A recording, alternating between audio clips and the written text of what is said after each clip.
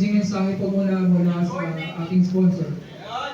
Thank you sa lahat na nag-attend, nag-participate sa ating Golden Seniors. So hopefully, dagdagan na to every, kung hindi monthly ay every 2 months ay magkakaroon tayo ng Golden and Seniors na patronato. So sa ngayon ay sobrang dami at nakakatuwa.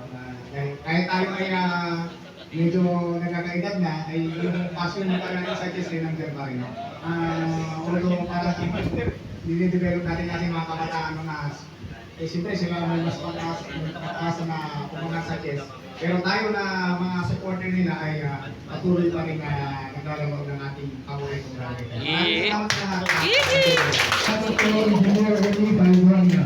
So meron lang din po tayong mga notable players. I-mention natin.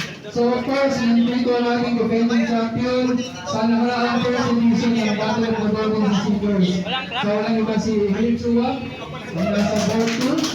Okay, so marami tayong mga bagong players ngayon sa maraming challenger para i-challenge ang ating defending champion. National arbiter si Sir Alfredo Chay.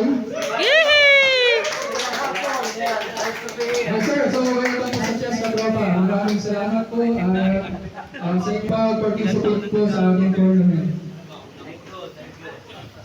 So, kung ako pala, ipakilala ko lang ako si Jervin Gardosera ng President po ng Kingsman Chess Group Chess Katropa Chess Lab.